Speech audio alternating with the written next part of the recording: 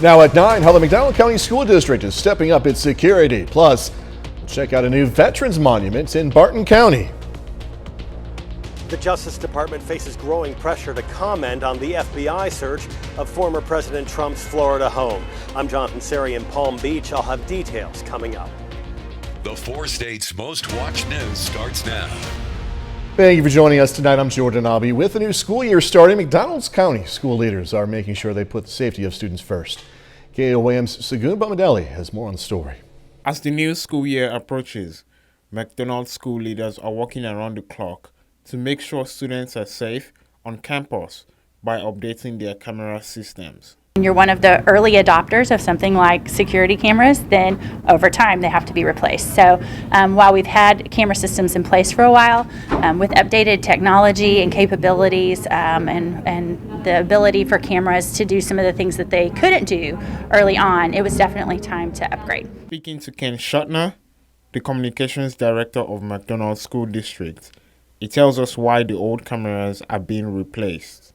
Some locations have cameras that are more than 10 years old. So in order to make sure that we're able to monitor both inside and outside the buildings, we needed new equipment and new technology. And the technology now that's available is just far and away better than what we have in the school system now. Officials say that they will be able to access the cameras from their cell phone. For example, the camera detects unusual activity. So maybe an area of the building that's typically quiet, but it detects a lot of noise or commotion. We'll get an alert on our cell phone and it'll let us know that that's an area that we need to immediately look at because something unusual is happening. We didn't have that capability before. In McDonald County, Sagun Bamadelli, KOAM News. The new cameras are going to capture video more clearly inside and outside the schools. The district will install around 350 cameras, which includes all buildings. Some new. Well, it definitely turned out to be a nice day, but a hot day. Temperatures back up into lower 90s during the afternoon, but a nice evening.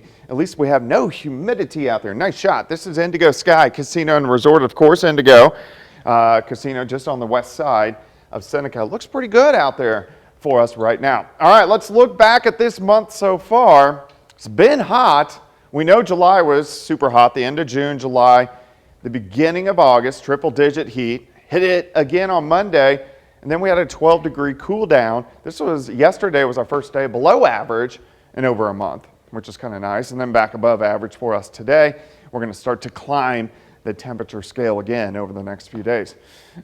All right, high temperatures mainly near 90 southwest Missouri, but once you got into our western counties, we were into the mid-90s.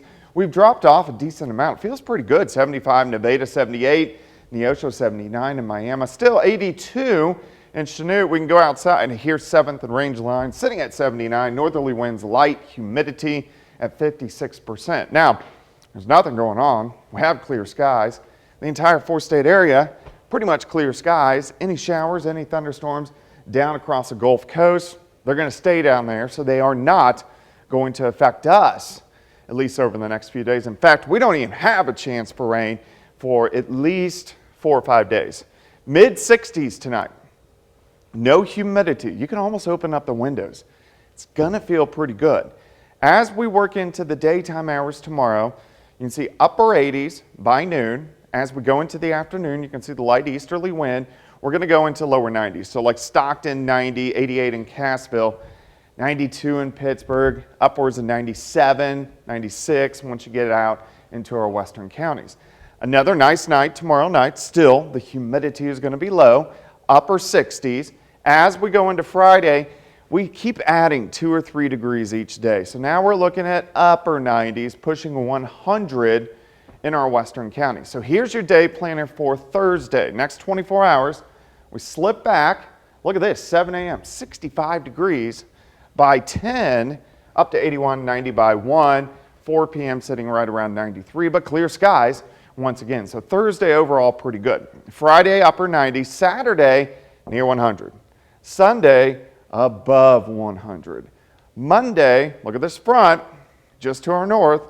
We're on the south side, just above 100. Look at this on Tuesday into Wednesday. It sinks in. We get chances for showers and thunderstorms. And our temperatures look way better. 94 tomorrow, 96 Friday, 99 Saturday, 102 Sunday, 103 on Monday. Scattered thunderstorms Tuesday and Wednesday. And are you ready for this? Yeah. You want me to hit the button? All right. Whoa. That's nice. That's going to be really good. Yeah. So we get good chances for rain and 70s and 80s for highs. So hopefully we'll be done with the... We won't, but it looks better. Too good to be true, Yeah. but that will be nice for the time being. Okay, you'll see a little bit. Thanks so much. Coming up, an alleged attempted assassination.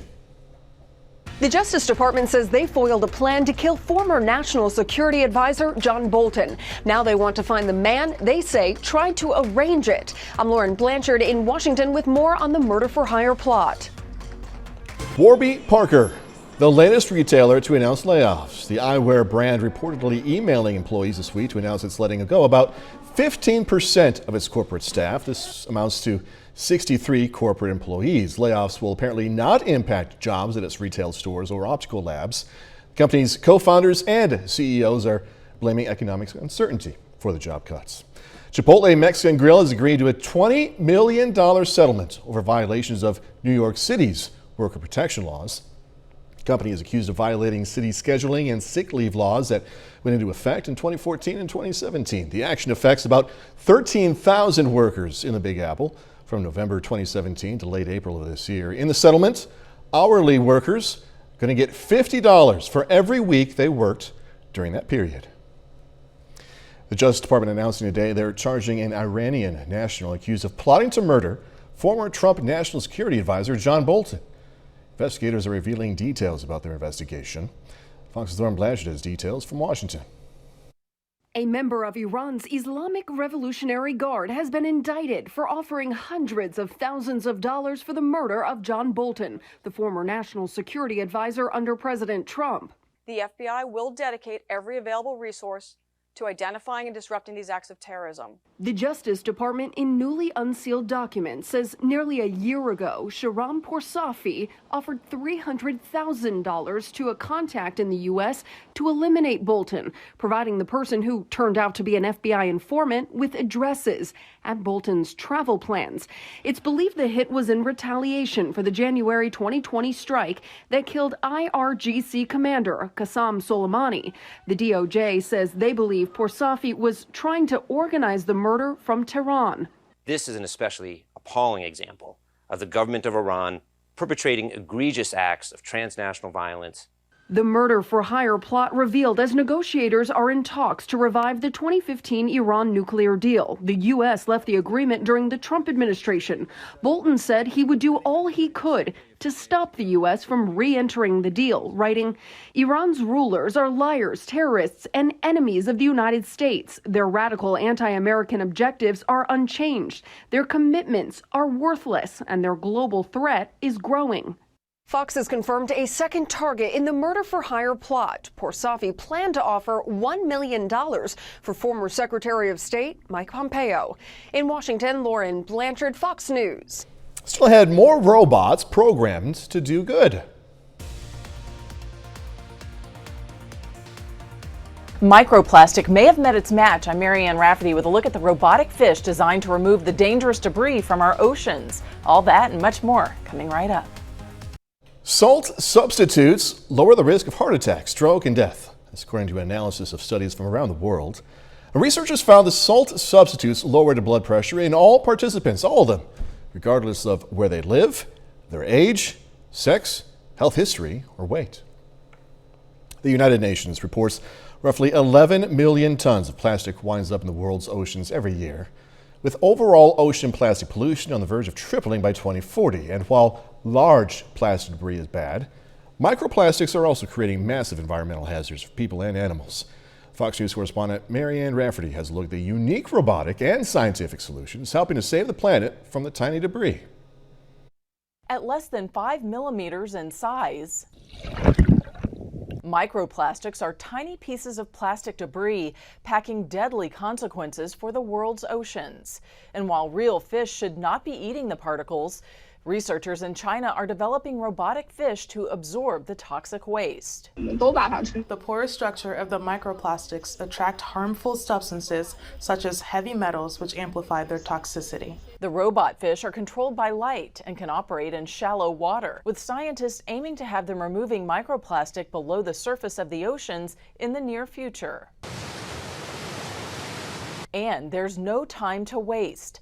Data collected by the Worldwide Fund for Nature estimates there could be 50 times more microplastic in the oceans by the end of the century. It's prompting scientists at the University of Barcelona to train community members on how they can help save the planet. They are citizens that are training in how they have to collect scientific samples. Now, hundreds of volunteers are taking part in the Surfing for Science project, attaching special nets to their paddleboards and kayaks so they can scoop up microplastic before it's consumed by aquatic creatures. The majority of the injuries that we do see is obviously ingestion of plastics. Like this sea turtle recently rescued off a beach in Sydney, Australia, who veterinarians witnessed passing microplastic through its bowels for 6 days. But humans are also exposed to microplastics. The Worldwide Fund for Nature estimates people eat as much as a credit card's worth of plastic each week. Marianne Rafferty, Fox News. So, I mean, yeah, you could have a summertime drink like lemonade or sweet tea, but why be boring? How about some pickle juice? More on this returning drink at a national food chain next. The script says if you love pickles. I'm going to change that to if you are obsessed with pickles. More than obsessed with pickles, and this drink is for you. Sonic's Pickle Juice Slush is back. It's a combination of the flavor of a dill pickle paired with Sonic's classic sweet slush. Drink is now available to order now through August 28th. The drink was first sold back in 2018. The food chain says it decided to bring the drink back because of how many customers requested it on social media. So earlier I was saying, you could just have lemonade, you could just have sweet tea, but why be boring, I'm the boring dude. I'd rather stick with sweet tea and lemonade, you know what I'm saying? I love pickles, but not that much. All right, 30 more minutes, news, weather, and sports coming away. A local school announces a partnership with Notre Dame for bilingual education. More American arms and ammo are being shipped to Ukraine as the fighting intensifies. In Kyiv, Ukraine, I'm Alex Hogan. I'll have more on this story coming up. Catholic school in Carthage, Missouri is partnering with Notre Dame University to help students learn English while keeping their native roots. KOAM's Amber Jenkins has more. St. Anne Catholic School in Carthage, Missouri understands that learning a new language can be difficult while you're still adjusting to a new school and a new culture. That's why they're partnering with Notre Dame University to enhance their bilingual education program. There's 2 teachers in the room, and they will do 2.5 days in Spanish and 2.5 days in English, and that's in the preschool room. With help from Notre Dame University, the bilingual program will be in all classrooms, not just preschool. And that will be the whole school year. Then the goal for next year is to move into our kindergarten room and start making it bilingual so the kiddos who are in our preschool will continue, and we'll kind of build from there. St. Anne helps students grow, starting where they're at. We have a mix, like a lot of kids that speak only English, but they lose their Spanish, and it's because, they have older siblings, and it's just, then they have their parents that don't speak English, and so we kind of try to help them, they need to know both languages, I feel like, to even communicate just at home. This bilingual program truly values both languages and encourages students to add to their identity. Let's not make them get rid of their language. Let's take the language they have and add onto it. So they're not losing their identity, they're not losing their cultural identity, their language identity, but we're adding onto it to give greater growth. Reporting in Carthage, Amber Jenkins, KOAM News. Bilingual program starts on the first day of school. Joplin's Bright Futures is honoring 2 fallen JPD officers through a scholarship. The Officer Jake Reed Memorial Scholarship and the Corporal Ben Cooper Memorial Scholarship.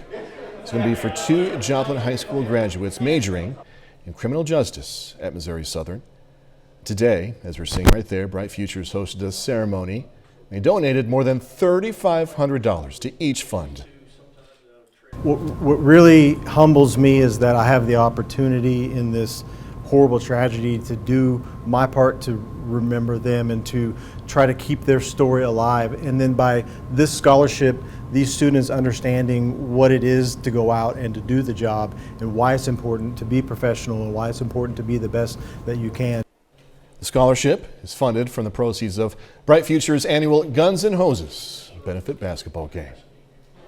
Well, the Ottawa County Fair is underway this week in Miami. So far, there's been events like a tractor driving contest and animal shows with goats, cattle, and sheep being shown today.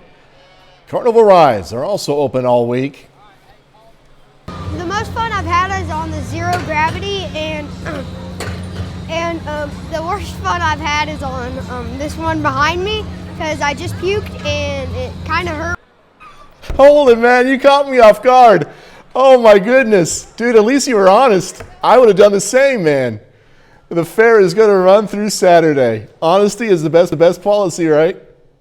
Well, Walmart is reportedly looking to add streaming entertainment to its membership service. According to the New York Times, Walmart held talks with Disney, Paramount, and Comcast about a potential streaming deal.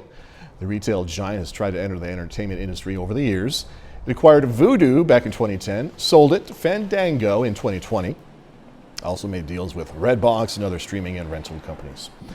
Big business coming together to try and fight the threat of cyber attacks. Well-known companies like Amazon, IBM, and Salesforce are leading an initiative to create a new standard in cybersecurity. It's called the Open Cybersecurity Schema Framework.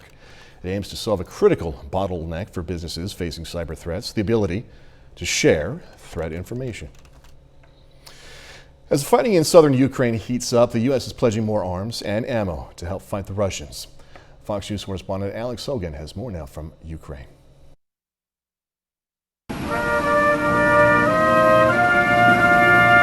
Defense Secretary Lloyd Austin making a visit to a key NATO ally. Austin landing in Latvia to meet with U.S. troops stationed there. He's also holding high-level talks aimed at expanding the American military presence as the fighting in Ukraine rages on. That could include more troops as the Pentagon works to ensure the war doesn't spill over into neighboring countries. We will enhance our rotational deployments in the region and intensify our training with our Baltic allies to further strengthen our combat-credible posture. The visit comes just a day after President Biden authorized another military aid package for Ukraine, the biggest so far. More than $1 billion worth of weapons and ammunition will soon be heading here, bringing the total U.S. commitment to just under $10 billion. We will continue to ensure that Ukraine can push back against Russia's unprovoked aggression, and that's going to be our focus. That announcement coinciding with an uptick in fighting in the south. Earlier this week, there was a huge explosion at a Russian airbase in Crimea. Ukraine's president won't confirm or deny reports that his forces were responsible. The presence of Russian occupiers in Crimea is a threat for all of Europe. The Black Sea region cannot be a safe place while Crimea is occupied. The fighting is also intensifying outside of Europe's largest nuclear power plant. The White House says there has been no sign of increase or abnormal radiation levels. In Kyiv, Ukraine, Alex Hogan, Fox News. A bit later, special deliveries from Texas. Busloads of migrants from Texas arrive in the Big Apple courtesy of Texas Governor Greg Abbott. I'm Brian Yennis in New York City. I'll have the details on that story coming up.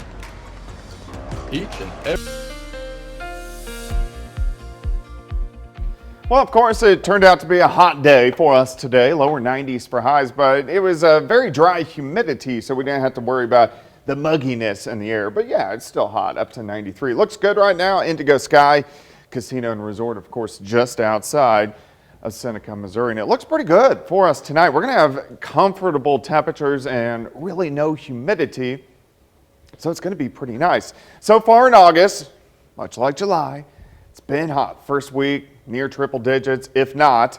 We had one cooler day yesterday, so we were below average and then right back above average today as we went to 93. And we're going to add about 2 to 3 degrees each day as we go through the next several days. But we had upper 80s to near 90 for highs, mid 90s once you got into our western counties. And now feels pretty good. 76 in Monette, 77 in Miami, Independence 83, 82 in Chanute, Nevada, a little bit cooler, sitting at about 75 degrees. So it looks great across the region. 7th and Rangeline, we have clear skies. Not bad. Clear skies across the entire region. Nothing going on across the entire Central Plains. Any showers, any thunderstorms mainly staying to our south.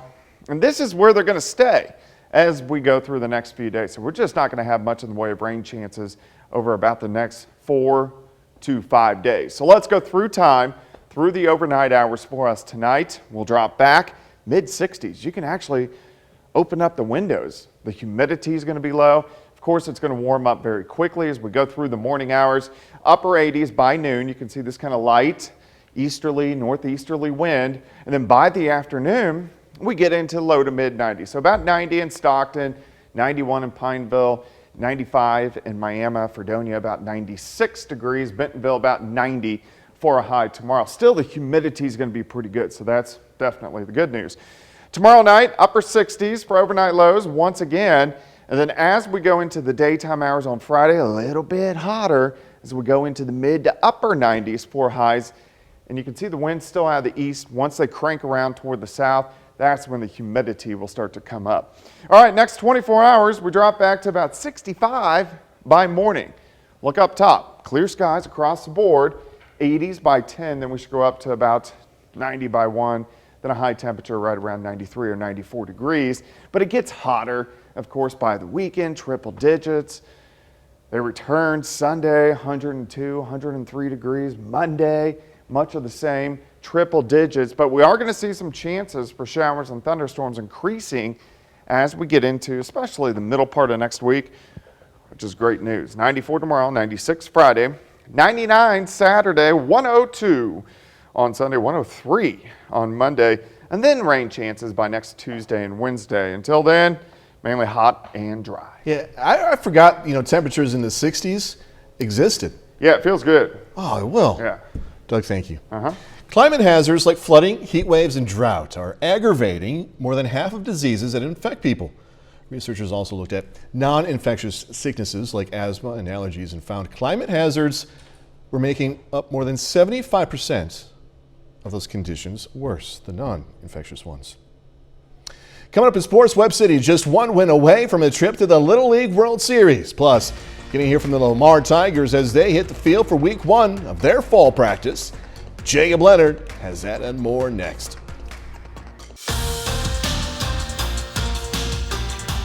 The Lamar Tigers are halfway through their first week of fall football practice. Lamar is coming off a 13-1 season in 2021, finishing as the Missouri Class II state runner-up.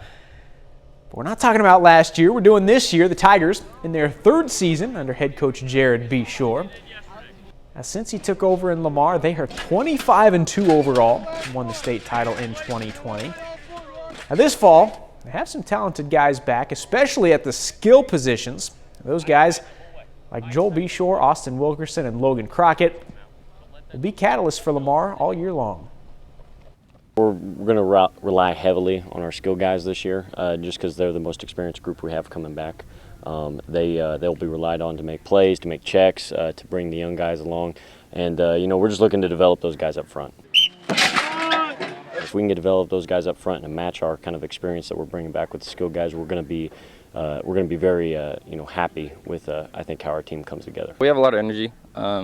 We've got young guys stepping up. They're filling in spots and they're working, like they're pushing each other to get the spots. So we've got some young guys stepping up for sure. Now, if you want to read more about Lamar or 62 other local football teams, got good news for you. Our 2022 Pigskin Preview is out right now. And like last year, it is fully digital. You can find it at koamnewsnow.com/pigskin, or you can scan that QR code right there. 59 local high schools, 2 junior colleges, plus Pittsburgh State and Missouri Southern. You can find it on our website or the KOAM News Now app. The Webb City Little League baseball team is in the Midwest Regional Tournament semifinals today. Webb City faces Davenport, Iowa, with a spot in Friday's regional championship on the line. And Brock Holstein, great start on the mound for Webb City today. Here in the top of the 3rd, gets the strikeout to end the inning. More from Holstein in just a moment. Bottom 3, Webb City down 1-0, but Brady Holland thought he hit this one out. Goes just off the wall out there and right. 2 runs score. Holland in there for the triple. That gives Webb City the lead. And they would not give it back. 6th inning. Told you we were going to have more from Brock Holstein. He's still on the mound. Fly ball. Final out. Brock Holstein. Complete game with 5 strikeouts. Webb City beats Davenport 3-1. They're now just 1 win away from a trip to the Little League World Series. The Kansas City Royals host the Chicago White Sox tonight for Game 3 of a 4-game series.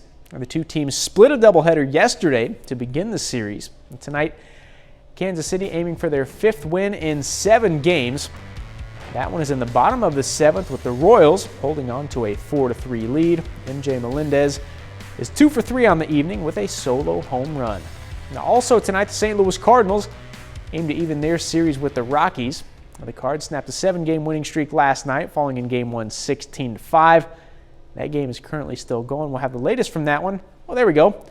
Cardinals are leading 6-2 right now. Top of the 6th, Nolan Arenado. You know what he's about. 2 for 3 tonight with a double and an RBI. And that's it for sports. We're back with more news after this. The spats between Texas Governor Greg Abbott and New York City's Mayor Eric Adams seems to have no end in sight as the Lone Star State buses another group of migrants to the Big Apple. Fox News correspondent Brian Yunus has this story. New York is a sanctuary city. Mayor Adams said that they welcome in illegal immigrants. I kind of feel like Clint Eastwood. Go ahead, Mayor. Make my day. Texas Governor Greg Abbott is firing back after New York's mayor blasted him for sending more migrants to the Big Apple without providing any information on when the buses were coming or how many people were on board. On Wednesday, 3 buses carrying nearly 100 migrants rolled into New York City's Port Authority. There are children amongst them. There are families. They need to be treated humanely. That's all we're asking for. Don't treat them as political pawns. Abbott began sending migrants as a way to bring awareness to the illegal immigration crisis he says many border states are facing. He says the buses are only a small taste of what Texas has been dealing with for years. Texas is being overrun. Thousands and thousands and thousands. New York City gets 100 people, and now it's a problem. So far, Texas has sent more than 5,000 asylum seekers to New York and Washington, D.C. The recent influx has the mayors of both cities asking for federal assistance. Shelters in New York are taking in as many people as they can, but officials say they're being stretched thin. In the meantime, average folks are stepping up to help. We're going to help them out economically, financially. We're going to give them a way to start out, at least for buying Pampers, for buying wipers, or buying formula for the babies. Texas Governor Abbott says he will continue to bus migrants who've crossed illegally into the U.S. to New York City, Washington, D.C., and maybe even other communities. In New York City, Brian Yunus, Fox News. Coming up, going to check out a new movie starring Diane Keaton. The new age swap comedy Mac and Rita, bringing a story of being true to yourself at any age, with laughs led by Oscar winner Diane Keaton. We talked with Keaton, co-stars, and the director about their new movie-going option as it heads to theaters nationwide this week. Here's Fox's Ashley Dvorkin. Somebody help me! This is not me! Diane Keaton leads Mac and Rita, about a 30-year-old who transforms into a 70-year-old version of herself during a bachelorette trip. It was the most fun I've ever, I think, had in a movie. All the ridiculous but funny and touching even things in the movie and the people that I was working with. Keaton had a blast tapping into the comedic concept. That's always been my favorite, being a comedic actress, and that's always been fun. But this one was off the charts. I mean, I could just do anything. I got away with, things that I shouldn't have done, but I enjoyed every minute of it. Director Katie Aselton says there's a lot of fun in how relatable the age swap is, too. If we look at cottagecore and coastal grandmother, I think we're looking at these trends that are really embracing comfort and coziness and self-love and self-care. And I think it is like a collective realization that we can't keep going at the pace we were going at before. How are we supposed to grow old on the French Riviera if you're 50 years ahead of me? What age would you want to step into for a brief time just to either learn a lot from or be able to teach a lot too, whether younger or older? Oh my goodness, that's such a great question. You know what's really funny is for most of my life, I kept saying, just wait till I'm 30, just wait till I'm 30. And now here I am at 30 and I'm like, I don't know what I'm doing. I would probably want to do the Diane Keaton swap. I would be a child again or a teenager because I would just not be so hard on myself. I also would want to do the younger thing, knowing what I know now, and I think I would be kinder to myself. What you wanted was to be you. In Hollywood, Ashley Dvorkin, Fox News. Seemed like a good movie. That's our time for tonight. Thanks so much for joining us. Gonna leave you tonight with video of a couple of baby tapirs at Nicaragua's National Zoo. Hey, be safe. Interesting guys, aren't they? I've never seen these before. Be safe. Do this all again tomorrow. See you then.